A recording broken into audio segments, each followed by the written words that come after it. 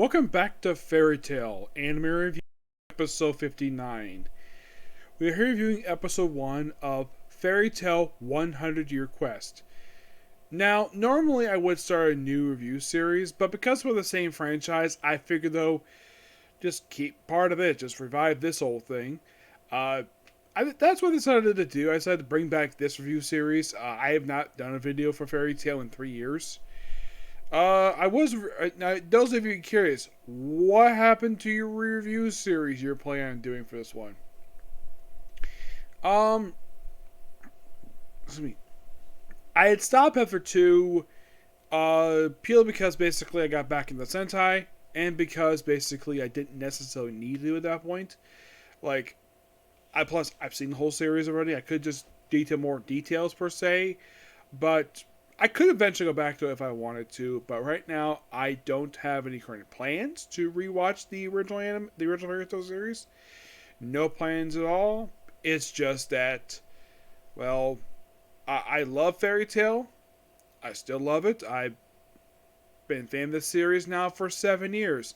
I have met about 20% of the voice cast by now. I have met 7 people here. I'm going to list the people who I've met. I have met the main character, his voice actor, Capricorn. I met him twice. I'll see him again next month. I have met Urza's voice actor, Colin Hickenbeard. And both these two characters, my favorite character to voice for these two. I have met Brittany Kowalski, who voices Wendy. I have met Monica Rial, who voices Mara Jade. Her brother, Elpam, his voice actor, Christopher Sabat. Trying to think. Yeah, that's it. Of the ones in the series, the main ones, I've met 5 of them, but I have not met all of them yet. I have not met Stouts. I have not met David Wade, but a lot of them do come back here for this one. Yeah, a lot do. Like, a lot of the regular ones do come back, like the ones you see here. Now, because of these series, certain voice actors now I've got more series I've seen them in. Take, for example, Mara Jade, voiced by Monica Rial. This is my 41st series. Oh, yeah, Jim Marcel playing once again Kana, who, she actually is my favorite character she's voiced. Yes. This actually is my 35th series I've seen her in. Brittany Kowalski, also 35 as well. Colin Hickenbeard, this will be 32. Jad Saxton, who voices Carl, I've never met her. This is my 31st for her. Tina Ballard, who's the voice of Happy, 30th. There is also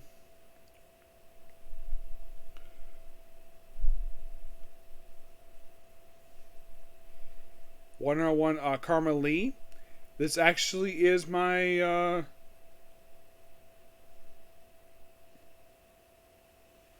trying to find her. I know she's on the list. There is one of voice actor made a debut this episode. I'll get back to her. Don't worry. There is one more. If I can find it here. Where is Carmel? Here it is. Karma Lee. This is my 16th series I've heard her in. Yeah, 16.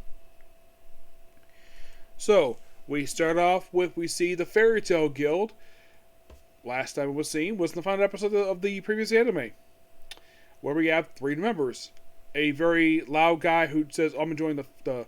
Actually, for that, we have a flashback to sort of the formation of the very first guild. And, like, there's some explosion happening there. And we'll get back to that, don't worry. Cut to present day, we have 3 members. Excuse me.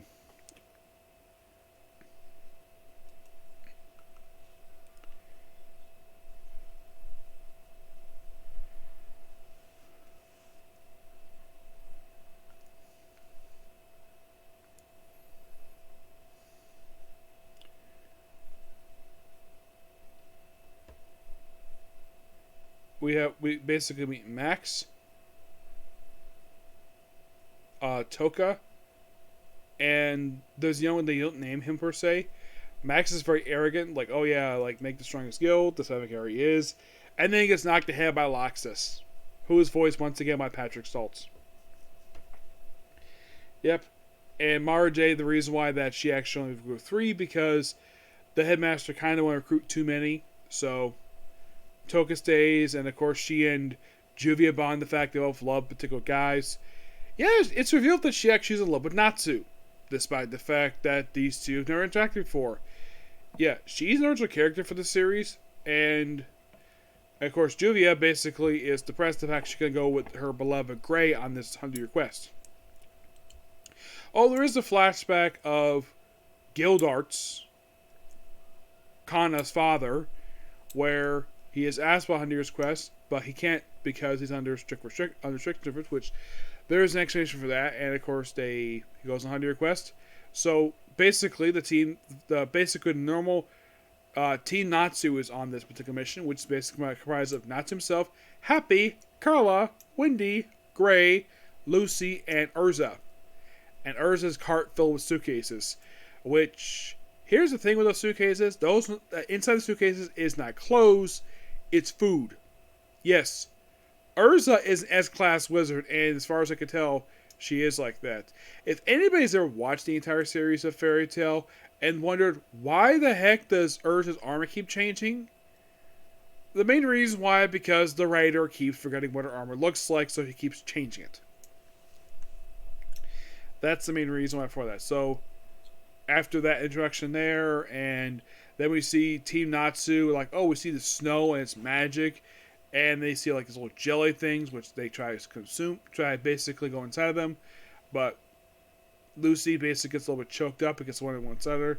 Natsu ate one, of course, and they finally arrive this nation, which they do mention it's been like a year since events of the previous series, so they arrive at their guild, the guild that basically put out this particular quest, the Magna Dragon Guild, and they go inside, and there's a dragon. Which Natsu points out, though, you're human. Yes, a human who transformed a dragon. Okay, the explanation for this, it was actually not explained until the Alvarez arc, which was the final arc of the original Fairy Tail anime and in the manga. Where this was magic created by Urza's very beautiful mother, who looks exactly like her, by the way. Yeah. I'm surprised Wendy didn't tell Urza, your mother is very beautiful. Your mother's like very beautiful. I'm sure basically if the guys at Fairy Tail probably saw Urza's mom, like, damn, Urza's hot as Urza's mom is as hot as she is, because she's the mother of all dragons, of course. Yes. So they find out he's the dragon. Of course, a bit of explanation, of course, of the fact he's a dragon, the fact he's also human, because Natsu's knows. And we see that he's an old man who is also a pervert, who proceeds to hop around and also hop into between Lucy's breast. Of course, you have Natsu put his hand through there. Normally, any woman, any anime I've seen like this, if a guy does that, they get smacked for it. And Natsu does not get smacked. We do see a flashback of Virgo. Yes, a brief appearance by Virgo, because... And we have a little piece of a key with a little symbol on it. That is Aquarius' key, which was broken in the final arc of the previous series. Yeah, that was because they unlocked a particular spell. And she requests the fact that she did this. And here's the thing. That was the first key she ever got. She has pretty much all the Zodiac keys. And all but two. There is one wizard, I think she's part of Sabretooth, that she actually has the heir to. They mentioned this early on when they first introduced her. Yeah. Who was a great character, by the way. They also mentioned about the fact that all the Fairy Tail guilds met the mythological creatures like fairy tales. And of course, Lucy described herself as very fairy-like. I mistakenly thought that her voice actor was Lucy Christian. Nope. It's Carmelie. So, basically, in order to tell what the 100-year quest is, they have to sign a contract because it's a very confidential mission, but it's recognized by the Magic Council. Their mission is to seal 5 elemental dragons. 5. And, yeah, he had to find them and seal them. But he knows the location of one of them, the Water God. He knows the location of that one. So, they have to go to this town called... If I can get my thing here. Thank you. Okay. They go to a place known as...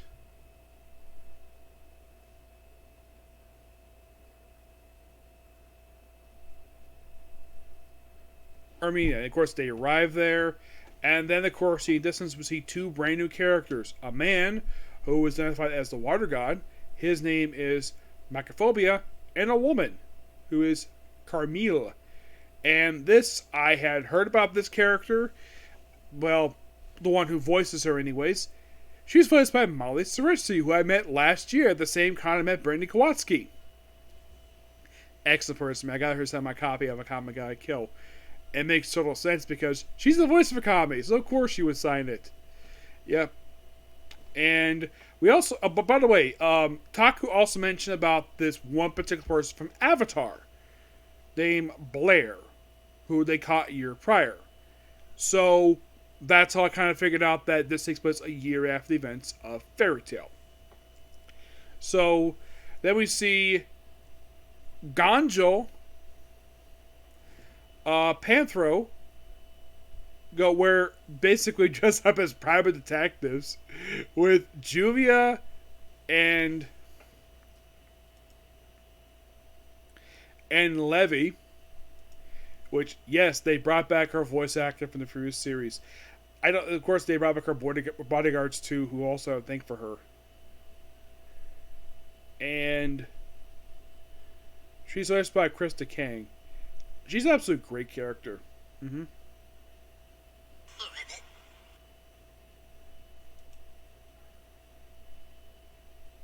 Yeah, her team, which is basically Jet and Droy. I believe that Droy basically they decided to put on a bunch of weight because the guy was a massive eater. That's the reason why he got so big. Jet at least stayed in shape. The main reason why that he's overweight and why he was like that was because of the first time skip they had in the series. Yeah, and of course, despite the fact Jet and Droid are in fact in love with Levy, they can't exactly be in relationship because basically it was a deal they had. They can't exactly do it.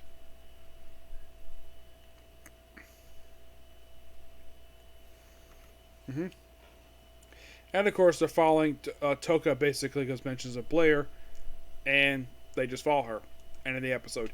It's a really good episode, and I do enjoy it. The fact that the series came back.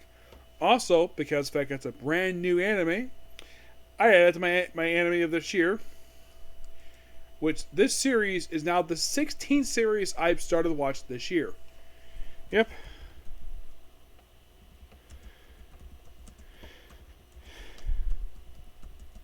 Oh, by the way, basically they have to sign a contract in order to get this particular mission, and the reward is any wish that they can grant. Any wish they want. And of course, mentions, oh, nobody has come back from this mission alive. Not spoiling, so the Gildarts did. He was the only one. Yeah, of course, Natsu also mentions that he beat Angulogia. Which is true, he did. Yes, but he's not the one who chopped up his arm. That was not the fun deal for that. Yep.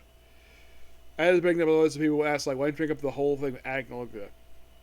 Yeah, it's like basically you watch this episode, it's like some Easter eggs from the end of the previous series. It's like we reference to Avatar and the Alvarez Empire. I do appreciate the fact we reference those two. Well, in the case of Agnil, from what I have heard, that was actually a last minute thing. That was not pre-planned. It's like Agnilonia's defeat was basically a very last minute decision they had to do. It was a very rushed ending. And it's not the anime's fault, it's the manga. Also, with this season, they have switched studios. Yes. The first season was mostly done by Ale Pictures and Cloverworks. This one is done by JC Staff. Which, one of many series done by them. As a matter of fact, there's one that basically they're doing that comes out in just a few months, that being is Run Trigger's Dungeon. Now, think of Fairy Adventure Quest. There is no definitive amount of episodes that they announced. All else was an anime coming. It came out just not even just a little over 2 weeks ago. It came out. Yeah, it came out 2 weeks ago, and now they released. I'm glad they did. It released so late in the day. I'm not sure why, but I'm glad it did. Yeah, in case you're curious though, when I reviewed the last season ever released for the previous series, which is referred to as the final season, did I review this today? Yes, I did. The whole thing. Yeah, it never missed an episode. And how long this is going to be, don't know. I have honestly no idea. The manga is only 163 chapters, and this episode adapted the first 3 chapters of it. I'm actually behind in the manga right now. If you're really curious, like how far behind am I on the manga? I am 22 chapters behind, which shouldn't take me too long to get through. No, it shouldn't. Oh, and it was just announced recently, like just a month ago, they actually ended Eden Zero, another series by the same creator, which I have not heard anything about season 3 from that one. Despite the fact there's still plenty of manga they can adapt, but they choose not to do it. Don't really know why they haven't really adapted more of this series, but just waiting for JC Staff because they also make Eden Zero as well, so maybe this season will not last long. Do I think this will be 12 episodes like a lot of anime I watch? No, I think this might be like pretty. I'm thinking, given the fact it's only 160 chapters, I'm guessing it might be 25 episodes, maybe. Maybe they might do a seasonal thing. It's possible, but that all depends upon JC Staff. I highly doubt they can do a I highly doubt they're going to do like filler episodes. I highly doubt that. Given like as this episode, you have like 160 chapters of it adapt, so highly doubt it. But my guess is it's probably going to be 25 episodes for like one season. It could be 25. It could be 24. Heck, it could be 52 for all I know. But I love it's back, so there's that. So that's pretty much a particular view. Please be sure to like, comment, subscribe, turn notifications, and do hit this like button. We're doing anime. Next one is not until Friday. So for 4 straight days, no new anime. But I do have one video I'm going to do tonight, and that's a Comic Corner. This is going to be interesting. Yep. So, I'll see you next video. Bye.